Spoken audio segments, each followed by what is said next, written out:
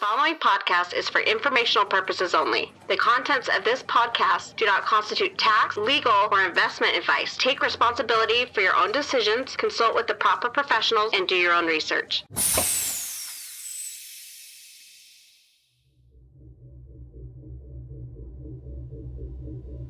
So when I first joined the Graph, I honestly had no idea what was going on. I'd never used Ethereum. I didn't know what a smart contract or a DApp was, but I could tell one thing, and that was that either these guys were crazy or that they were onto something that was going to be really big.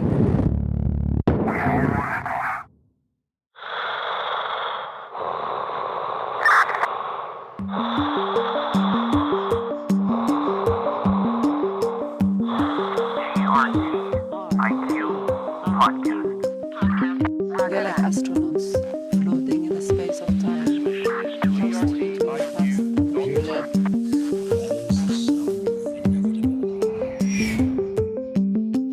Welcome to the GRTiQ podcast.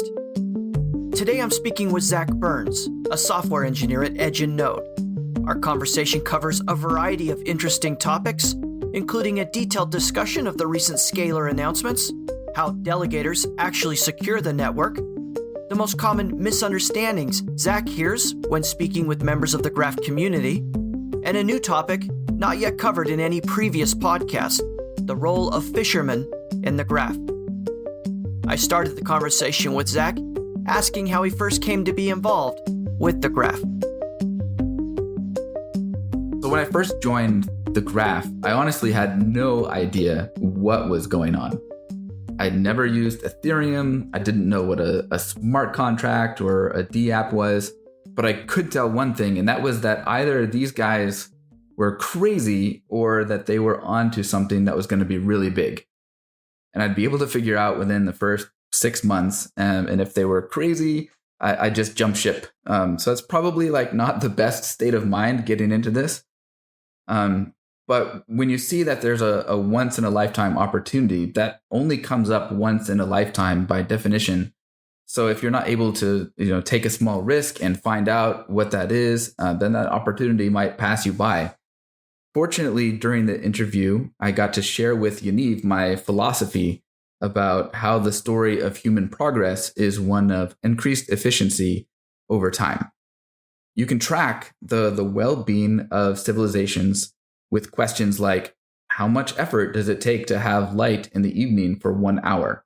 Once upon a time, we chopped wood for heat and light, and that took a lot of effort. Things moved on to candles and, eventually light bulbs and cheaper and more efficient light bulbs with more efficient sources of power. And these innovations have real impact on real people. I wanted to be working on those pivotal moments in history that bring light to civilization. So thankfully, Yaniv understood that we had an alignment that I thought might be there, but I didn't really fully grasp yet. So if you had asked me now, what would have brought me to the Graph, knowing what I do now, I would say that a big part of having an efficient civilization is creating incentivized systems that coordinate independent actors to engage in pro-social behaviors and bring value to their community. And so that, to me, is what the Graph is all about. It's about creating tokenomics that bring people together to solve problems, reward the value that those people contribute, and keep the bad actors from taking advantage of that system. It's basic when you boil it down like that, but it's also very exciting. So what was it about the project that made you think either everybody's crazy or this could be something big? The whole idea of blockchain and about what the Graph does sort of presupposes that you understand blockchain and that problem space. So it's a lot for someone to figure out in a short amount of time about whether or not they're really solving a real problem. It turns out that they are. In fact, one of the first things that I noticed, when joining the company that really validated this decision is that people were knocking over the door, like trying to get in and try to deploy subgraphs, and because everyone in blockchain actually has this problem. But until you understand blockchain, then a lot of that can be kind of foreign. Can you describe what it is you do at Edge and Node? My official title at Edge and Node is software engineer.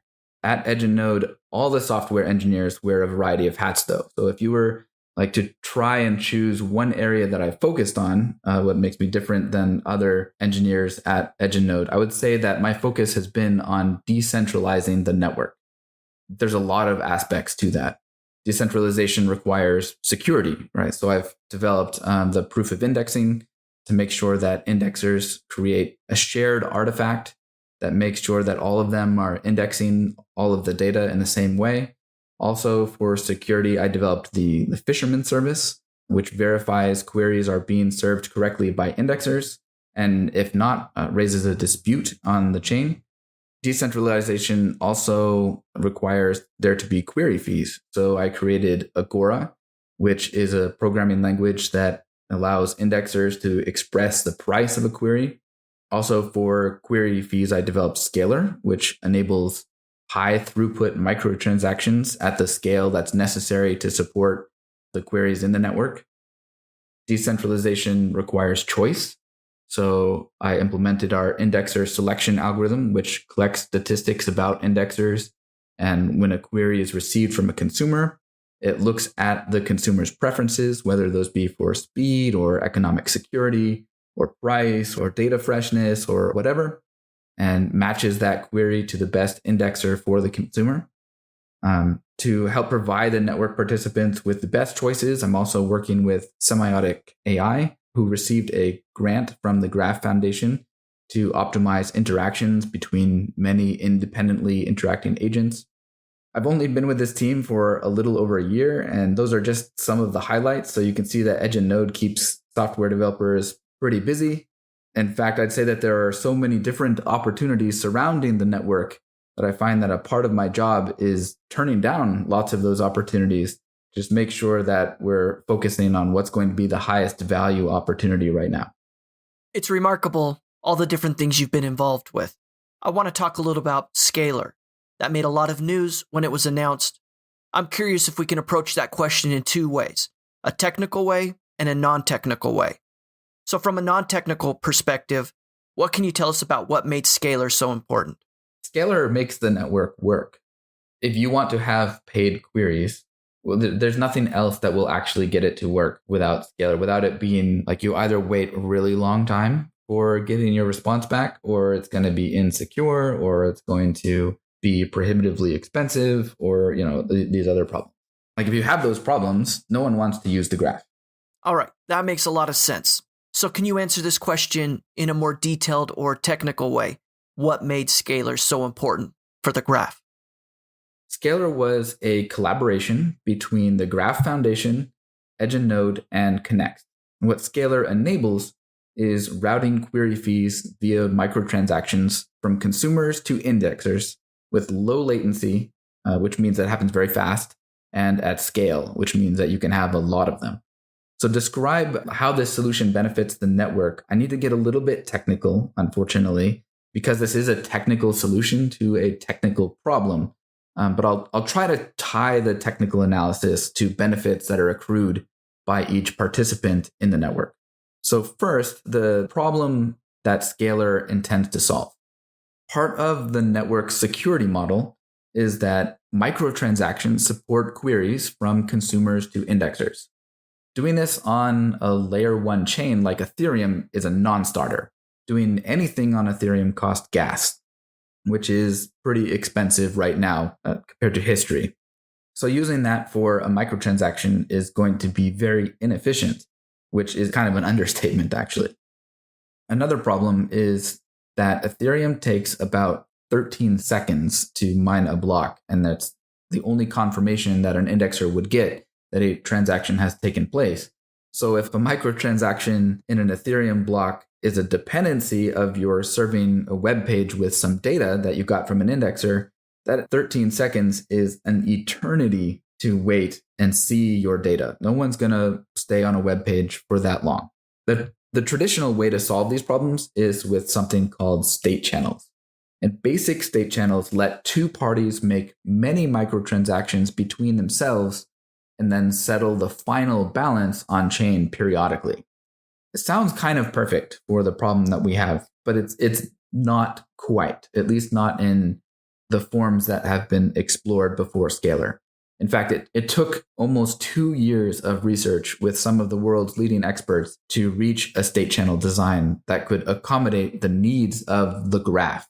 The scale of the graph tends to take technologies and just push them to their limits, and in some cases, past their breaking point, as was the case with state channels. The basic idea behind state channels is this. I hand you a signed message that says, if you serve me a query, you can have a small fraction of a GRT. You then serve the query back in that message, sign it, and hand me that message back. And this process is repeated. You pass the message back and forth until you're done interacting. And you know that at the end, you will get your fractions of a GRT because that signed message is backed on chain by, say, 10 GRT, which would account for the many queries that have taken place over a period of time. So here is the first problem that exists for our network when taking that basic state channels design and applying it. Let's say that a gateway has a query. It produces a signed message and hands it off to the indexer. Now the same gateway receives another query. So it wants to sign off on a new microtransaction. But the indexer now is holding on to that signed message. It's their turn to update it and send it back. So you need another signed message. This is bad because creating and maintaining that signed message that's backed on chain with real GRT is really expensive in this context. There's a setup process involved, which involves communication between both parties. And while you're setting one up and collateralizing the message with GRT, the user is all this time just waiting for their page to load. Furthermore, the gateway has to back up that message with some GRT. Even though they already have another message that the indexer is holding onto that has GRT backing it, now they just need another one with the traditional state channels design. This is really wasteful for the gateway from a capital utilization standpoint to have their liquidity partitioned into many different signed messages being held by these different participants, like different indexers. That waste in the liquidity that's just being locked up in these messages has a real cost that can be calculated and would then have to be passed on to the consumer, right? So state channels, if you just take the basic design and apply it, is going to be slow and expensive. And it gets worse from there. I'm not going to try to get into too many details, but there are questions like, what happens if you send the indexer a message and it just doesn't come back, right? Now what? It is a distributed system, which is going to be susceptible to all kinds of networking and system failures. So if they don't send one back to you, you need to make another message, and figuring out what happened there has overhead of its own. And do you lose that 10 GRT that's backing the message? It just, when you're talking about hundreds or thousands of participants interacting at scale, this breaks down.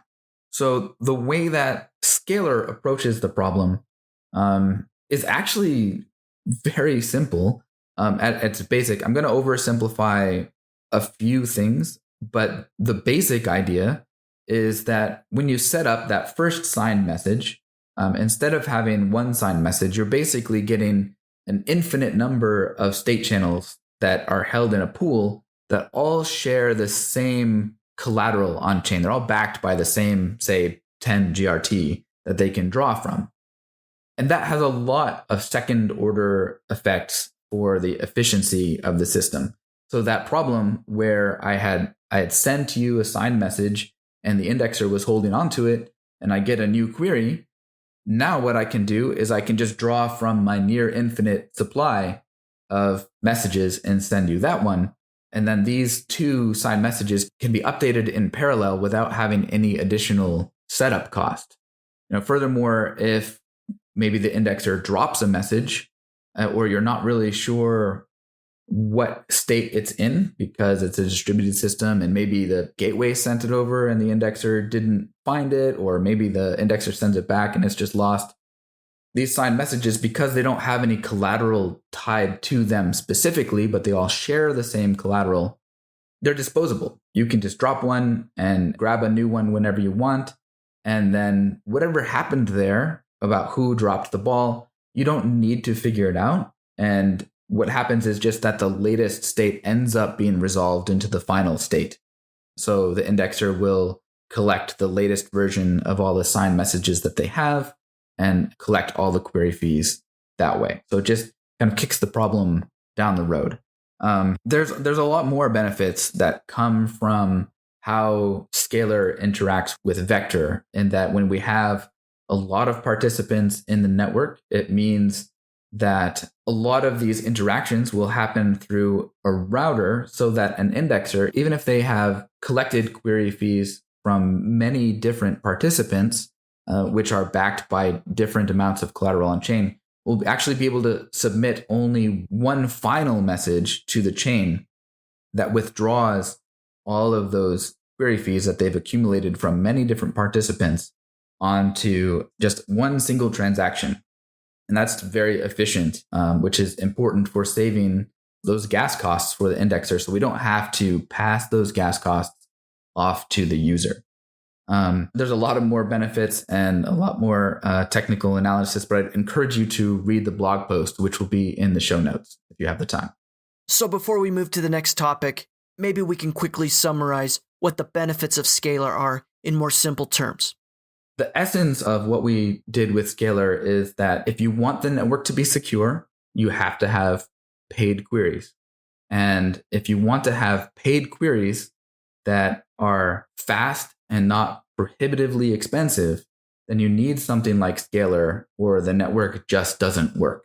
Because if it costs $10 in Ethereum gas fees to serve a query for a web page, no one is going to be visiting that web page. Or if you can't serve queries securely, where the indexer isn't going to have guaranteed payment, then that indexer isn't going to serve queries, because it would end up losing money. There would be no incentive later for the consumer to pay them if they don't have to, right? So you also need web pages to be served very quickly, or the graph is irrelevant in the context of the web. So you really need all of these things, and Scalar is what enables that. You bring up gas fees, which is always a going concern in the Delegator community, and I'm sure the larger ecosystem. I'm curious how you think about gas fees. The gas price in Ethereum has risen a great deal over just the last year. This is explainable with basic economics, right? There's a limited supply of something. In this case, it's a limited supply of the number and complexity of transactions that can fit into a single block in Ethereum. But there's also, at the same time, an increase in demand for those transactions in a block that's driven by an increased interest in decentralized applications. Increasing price is the mechanism by which a free market ensures that the limited supply of transactions is utilized efficiently by the users who need them the most. In some sense, this is a good thing, right? The price increase is a strong signal from the market of the demand for Ethereum transactions. It's a measurable, observable effect of the adoption of decentralized applications, and this is good. But on the other hand, the higher prices drive out many legitimate uses for blockchain. Right? High prices affect the network because the long tail of smaller delegators are often among the casualties who are kind of driven out by people who are making other kinds of transactions. So there is an EIP in Ethereum called EIP 1559, and that's supposed to help with this problem. And I think that it will help a little, and that's going to come fairly soon. I think it's in the next hard fork, which is called London. But it's really a band-aid on the actual underlying problem. The real problem is that there's not enough supply for Ethereum transactions to meet demand. And the only way to solve gas fees to enable the widest variety of decentralized applications is to scale out the supply of transactions. There are many kinds of scaling solutions, lots of people working on this. Ethereum 2.0 is one. Lazy Ledger is something that I learned about recently and is also very interesting. So help is on the way for gas prices, and I hope that we can increase the supply of transactions soon.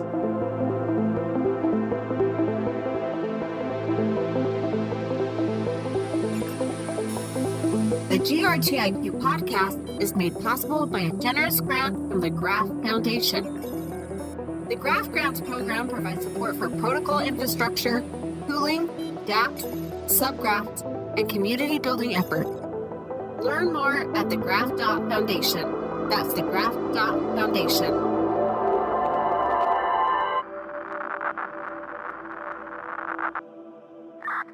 This is GRTiQ. Each week, the GRTiQ podcast introduces listeners to members of the Graph community and ecosystem. Hi, this is Jim Hi, Cousins. this is Derek Silva. Hi, this is Juan. Hi, this is Jerry O'Connor. Hi, this is Tegan Fly. This is Stefan Mueller. Hi, this is Gary Morris. Hi, this is Eva Bailey. The goal here is to engage listeners and create a more informed community by hearing the stories and insights of those helping to build the Graph. As a listener, you can make important contributions.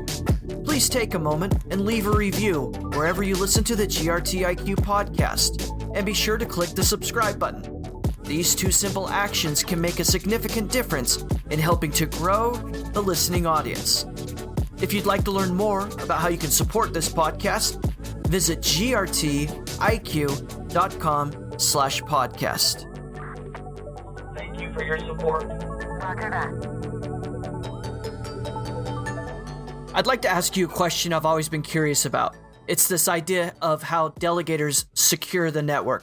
What is meant by that? How do delegators secure the network? None of my opinions are necessarily reflective of Edge and Node, and I'm just one member of Edge and Node. There can be many correct answers to this question.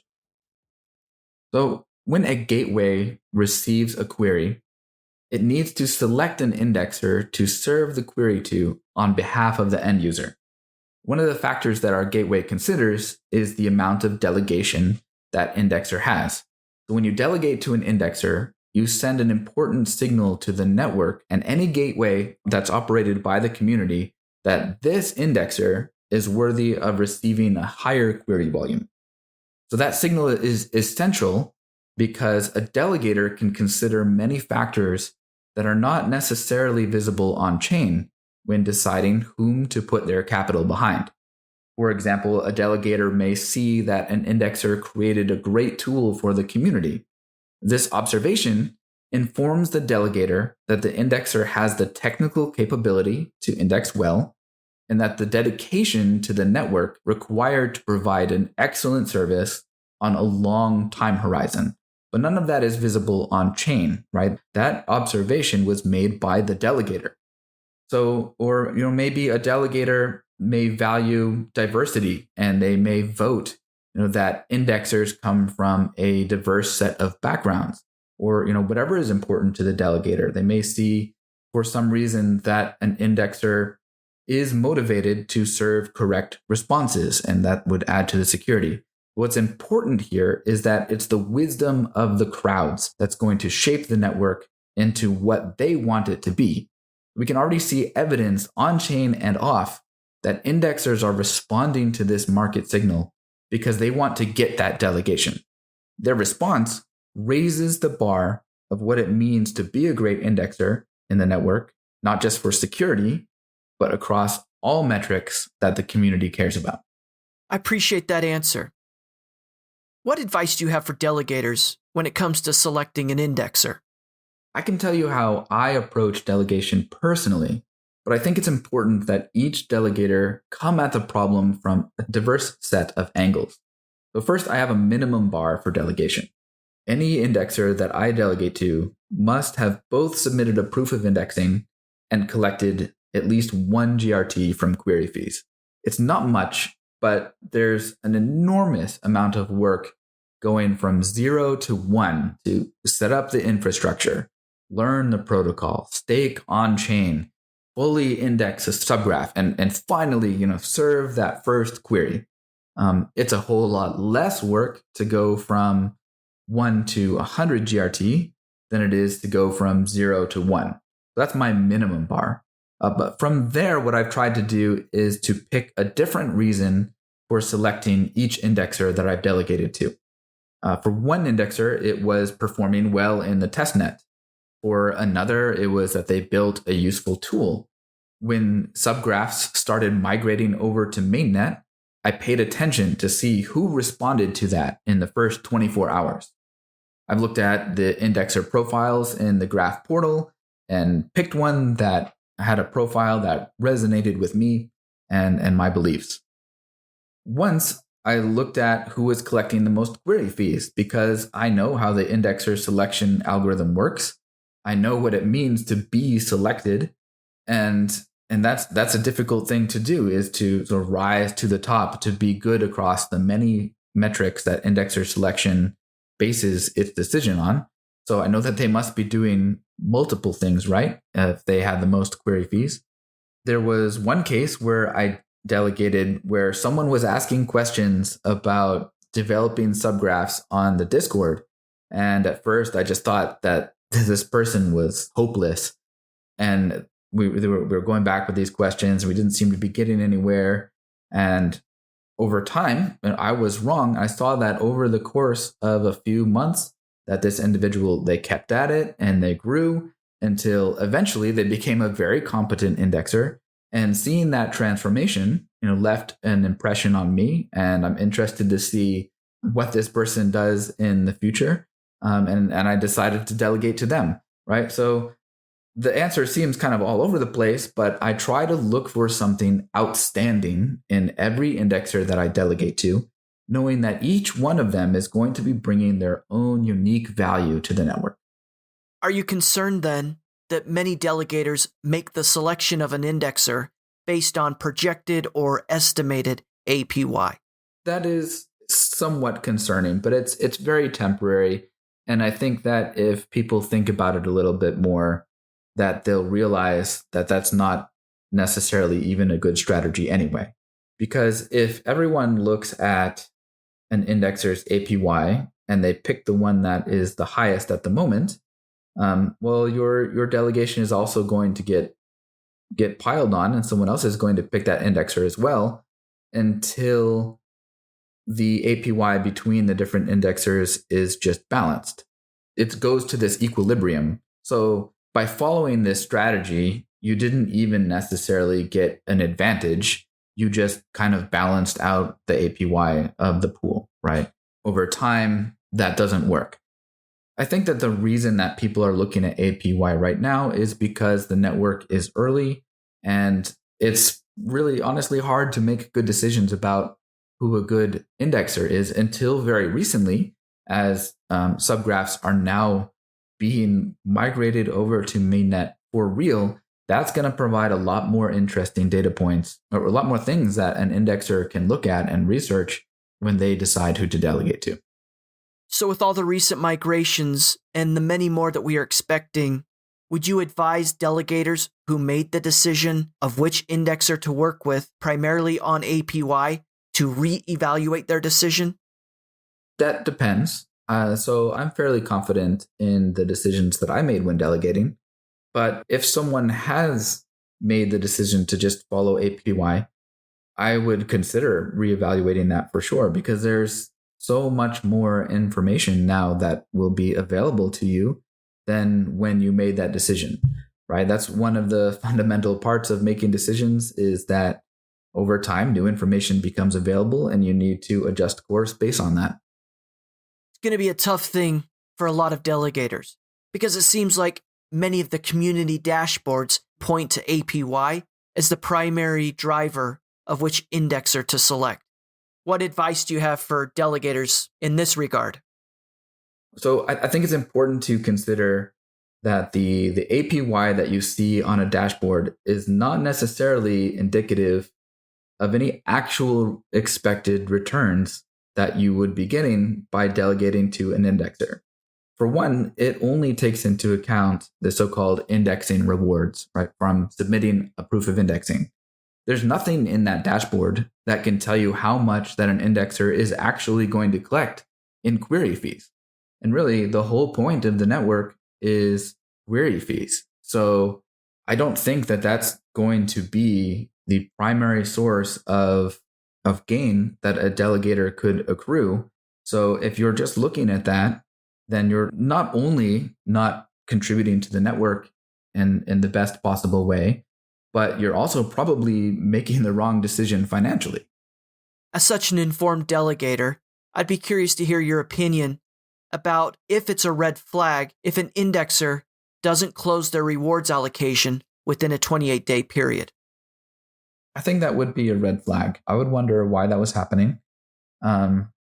Because the indexer should be incentivized to close the allocation after 28 days. There's no reasonable reason, unless, there can be problems that the indexer is experiencing which may prevent them from closing the allocation, like if they don't have any ETH on hand and are having difficulty having capital to run the indexer. That would be a red flag to me, because I wouldn't want to vote and say, serve queries to this indexer which has very low capital and can't afford to run their infrastructure. That would not be securing the network, in my opinion. So if that happens, try to find out what's up. I know that a lot of indexers, you can contact them. On our Discord, we have a indexers and delegators communication channel where you can find them and you can ask them any questions. And you can ask them specifically why they didn't close that allocation and see if you are satisfied with that answer. So I want to ask the converse of that question, which is it then more favorable to work with indexers that close their allocations frequently, maybe even daily? Not necessarily. In fact, I would think that closing allocations too often is a sign of them not necessarily operating efficiently, because there is no reason to do that. It just seems like burning money to me. The reason that we allow allocations to stay open for so long is so that you don't have to close them, so that you don't have to spend money to close that allocation in ETH. So I don't think that it's going to be very typical. Now, what I would want to see when looking at an indexer is that they're closing and opening allocations that are responding to market conditions about subgraphs. If a new subgraph is deployed and they need some of their stake back, I would like to see them close an allocation and open two, with one with that new subgraph in it and one with the previous subgraph that they had, each with an appropriate amount of stake, right? So the closing and opening of allocations should let them balance their signal for receiving queries on different subgraphs in response to changes that are happening in the real world. And if there's no need to balance, then I would like them to hold their allocation open for as long as possible. What do you say to delegators who worry that their rewards or GRT might get slashed if they partner with a bad indexer? This is a misunderstanding that I see comes up quite a lot, actually. So it'd be, I think, useful to clarify. There are a few risks that are associated with being a delegator, but being slashed is not one of those risks. As a delegator, if an indexer behaves maliciously and say they serve an incorrect response to a query, you will not be slashed. You will not be held accountable for that. And the risks that are there are more in terms of opportunity cost. So there is a delegation tax where when you delegate, about, I believe exactly 0.5% of your GRT is burned, and then the rest goes to the delegation. And once you want to undelegate, then you are subject to a 28-day thawing period. So your main risk is that maybe you never get that 0.5% back, and you need to keep your liquidity locked up in the contract for 28 days. But as far as risks go, that's really low risk. It's capped, right? After that 0.5%, you don't stand to lose any more GRT. I'd also like to hear your thoughts about the 28-day thaw period. You're so informed about the network, and you're also a delegator. So how do you think through that issue? This is a little bit of a difficult question. So The 28 thawing day period is there for a reason, and I'll just explain what that reason is. There is an economic attack that we call delegator front running.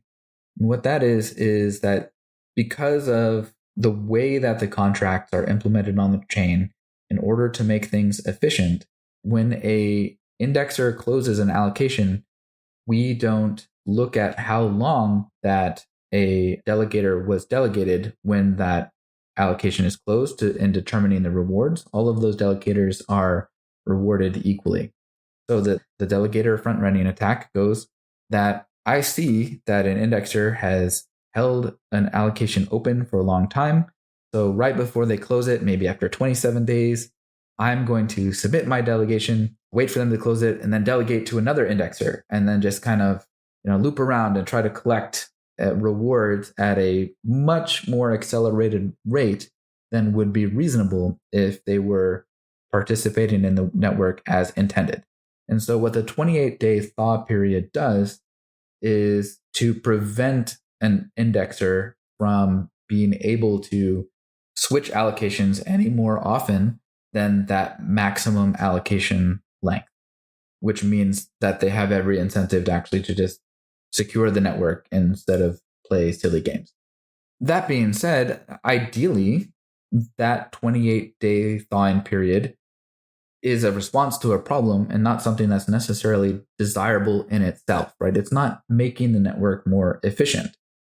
You could argue that if we are going to secure the network, it would be good for an indexer to be able to respond quickly to changes that are happening, right? If I see that an indexer is behaving poorly and I want to switch to another one, maybe being able to do that quickly is actually advantageous for the security of the network.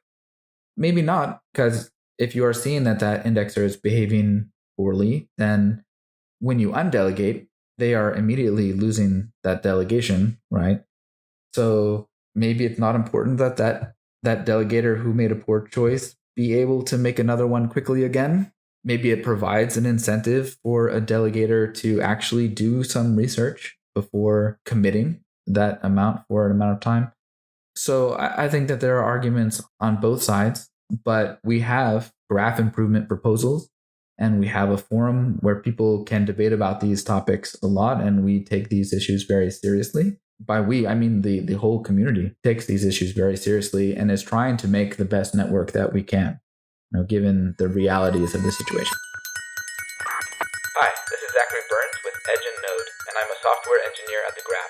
If my conversation with the GRTiQ podcast has been helpful to you, then please consider supporting future episodes by becoming a subscriber.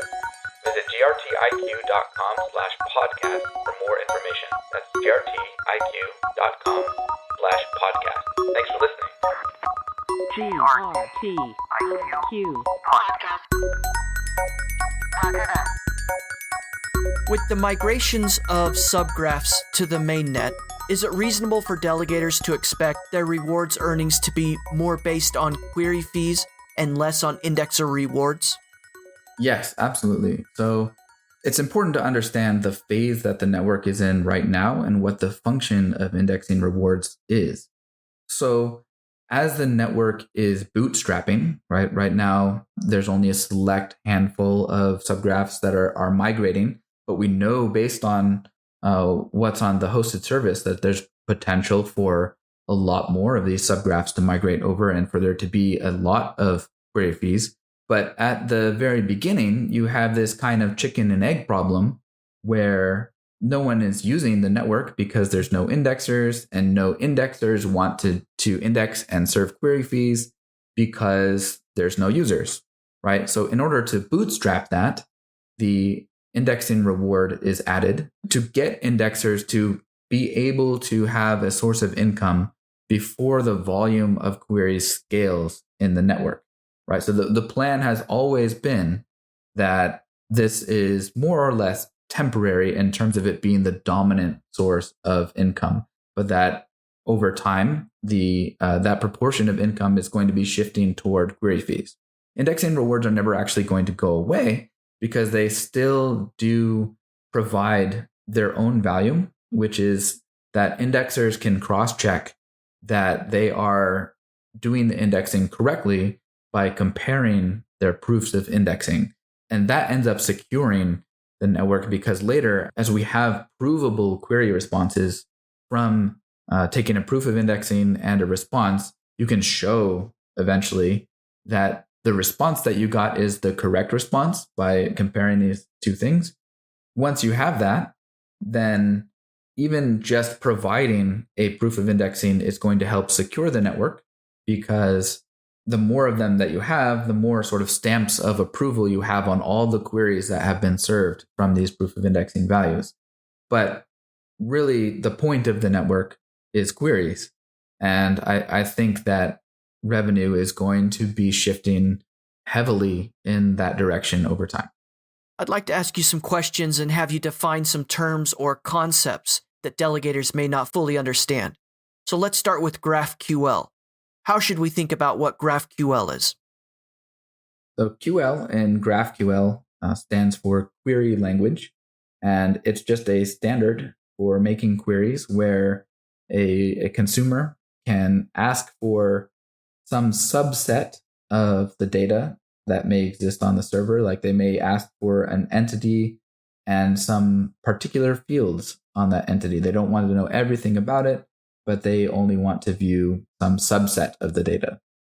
Having that kind of a query language makes things more efficient, because it means that less information may have to be transmitted over the wire. So it comes to you faster and would be read from the database more quickly, and all of this by enabling you to just ask for specifically what you need instead of saying, give me all of the information. So it was invented by Facebook. It's an open standard now, and it's used across a wide variety of web APIs.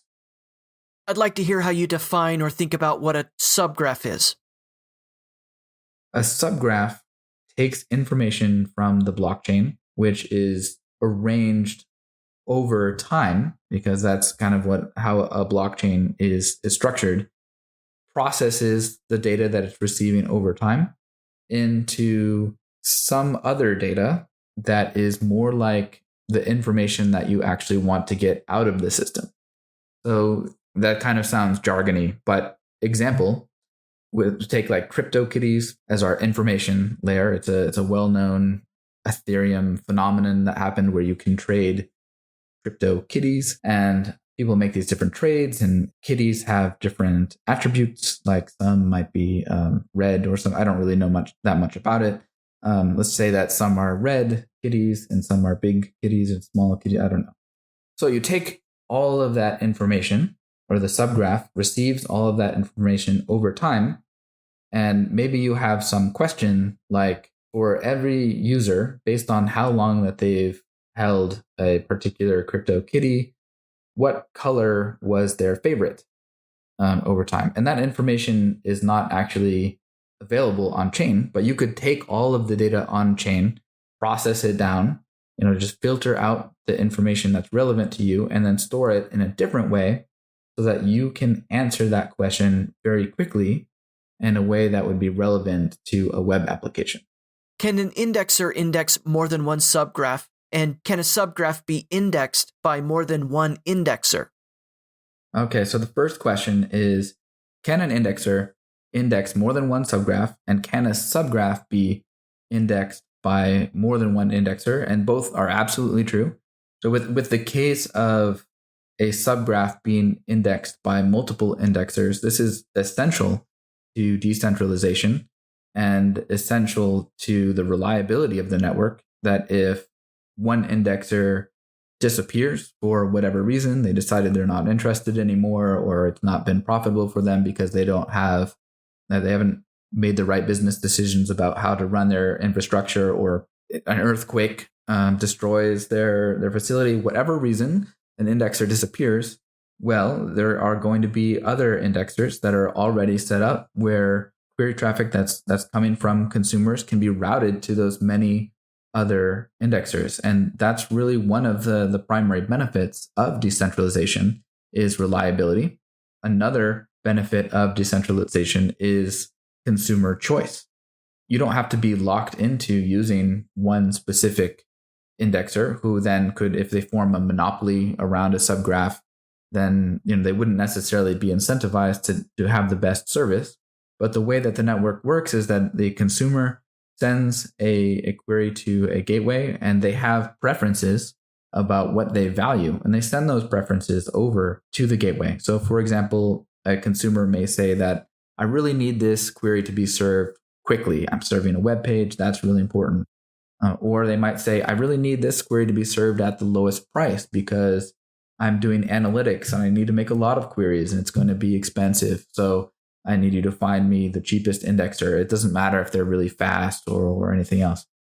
You might have an indexer who is doing financial analysis, and they may say, I need an indexer that is going to give me great economic security so that they have every incentive to make sure that their response is correct and up to date. You may have a consumer that says, I need the very latest response on chain because I'm making a game, and that's important to my users to be able to see changes that are happening in that game right away, and not stale data, which would make the game look incoherent if things are changing. But maybe another consumer doesn't care about that, right? So there's all these different needs, and they send those needs with their query to the gateway. And then the gateway has been interacting with all of those different indexers. It's looking at, I sent you this query a few minutes ago. How long did that take to come back? I'm looking at what kind of stake do you have on chain? That's where your economic security is coming from. If you stand a lot to lose, if you're slashed, then we say that you have a lot of economic security. We're looking at, is the indexer reliable? Do they drop queries sometimes, which is going to create problems for your users? We're looking at lots of factors. Actually, the delegation is something that we've talked about as well, which tries to roll in many factors that we can't necessarily observe programmatically in our gateway. So we're taking all of these factors into consideration with hundreds of different indexers across that may be indexing the same subgraph, and choosing the best indexer, the best service for that consumer. And that's really the primary function of the gateway. How do you think about the role of curators in the graph? A curator is kind of like what a delegator is to indexers. A curator is for subgraphs. Personally, I think curation is one of the most difficult roles in the network. That just might be because of my particular skill set. Other people might find that it's the best for them. But what you're doing when you are curating is signaling to indexers that a subgraph is worth indexing. And so this needs to take into account a lot of different information from a variety of sources. So for example, a subgraph may be worth indexing if you expect it to have a lot of queries, a lot of consumers that care about the information that subgraph is producing. So you would need to have market knowledge of what is happening in the greater crypto space. What are the important projects, right? Where is the demand for this data going to come from? Which subgraphs make the most use of that data from those important projects? You also need to have maybe technical and coding skills to be able to take a look at the subgraph, like how it's actually implemented, and make sure that it doesn't have any conditions or any kind of bugs where it's going to serve wrong data, or maybe go into a failure mode that it's not recoverable and not be able to serve consumers in the future. So you need to evaluate not just the broad crypto space, but also the technical implementation of the subgraph. And again, it's really all fitting into this model of adding security and value by providing market signals. This time the market signal is for indexers because it costs them a lot of real world resources like computing hardware and being able to pay for Ethereum data and all of this in order to index a subgraph. So they need a signal that says you should do this, and if you do, you'll be rewarded, and not hit with some terrible condition like no one cares about the data, or you won't be able to serve the data after you've spent all this work, right? And that's kind of a different skill set than what the indexer actually may have, which is to actually run the infrastructure, right? So these are another of just two complementary roles in the network. So this is a GRTiQ podcast first. Earlier, you referenced the role of fisherman in the graph. What is a fisherman? A fisherman is an altruistic role that helps to secure the network. The basic idea is that it tries to catch indexers in the act of serving incorrect responses to queries. EdgeNode operates one fisherman, but anyone from delegators to competitive indexers can participate as well. If you make the same query to two different indexers and get different responses, someone is lying, and you can bring the evidence on chain for a dispute. And once we determine who that is, then an indexer will be slashed, right? So if, say, that you want to add some kind of probabilistic security to the network as a consumer or a delegator, you could say, 1 in 100 of my queries, I'm going to perform again with different selection criteria, hopefully get a different indexer, compare them, and submit a dispute if I need to. And then you're acting as a fisherman and helping to secure the network at a very low cost to you if you're only doing it, say, 1 in 100 times.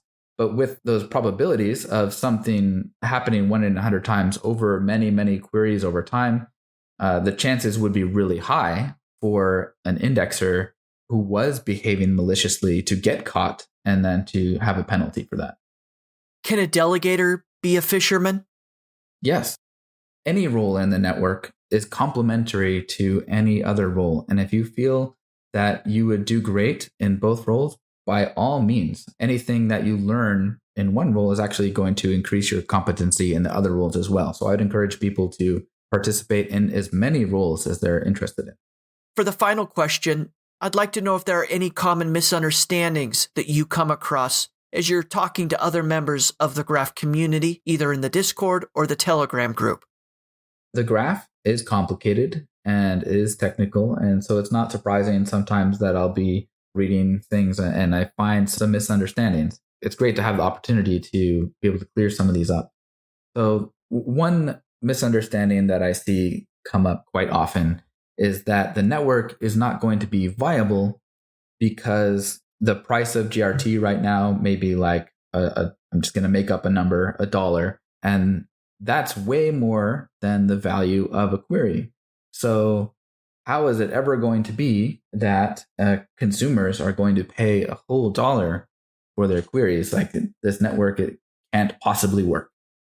And so the answer to that is that, like any ERC20 token, that unit, when we say 1 GRT, it's actually divisible into many small pieces. In fact, it's divisible to 18 decimal places. So you can pay for a query down to the low price of 0.0000018 times, and then a 1 at the end of that. And that's a 0.0000000 many zeros, and then $1, say, is a very small amount of money. So that doesn't actually pose any real problem for consumers when they're paying for queries. They can pay very small amounts of money for a query, regardless of the conversion rate for GRT. And in fact, when a consumer makes a query at the gateway, the indexer, when they're sending over their prices, can take into account that conversion rate. So everything is dynamically adjusting to market conditions all of the time. And so that's not really a problem that we run into. Another misconception that comes up that I see a lot is just the question about slashing, right? Indexers ask this, delegators ask this. Can I do X, Y, or Z? Will I get slashed? Every time that I've heard that question, the answer has been no, you will not get slashed. And I think the reason that comes up a lot is that in a lot of networks, you have to be very sensitive for security reasons, that even something as simple as inaction can become a security vulnerability in some scenarios. So those kind of networks apply slashing very liberally to make sure that none of these potential security vulnerabilities exist. Those kind of questions don't exist in the Graph network. So we're really on the other side of that, where if you're going to get slashed, you were acting very maliciously. So the two reasons that this can happen, again, there's only two. an indexer provides an incorrect proof of indexing, or an indexer provides an incorrect response to a query. And even if that does happen, safeguards are in place to protect indexers in case that happened not maliciously, but say because of a bug in the graph software. So there's arbitration that happens on chain, and that will allow us to be able to dig into what actually happened to see if an indexer was acting with malicious intent. So really, slashing is not something to be concerned about unless you are criminally negligent or malicious. And that's, again, has never been the case whenever I hear someone asking about slashing. This has been a production of the GRTiQ podcast. You can find additional information, including detailed show notes, by visiting grtiq.com/podcast. That's grtiq.com/podcast. Please consider contributing to this project and helping build the community by subscribing and leaving a review. GRTiQ Podcast. Roger that.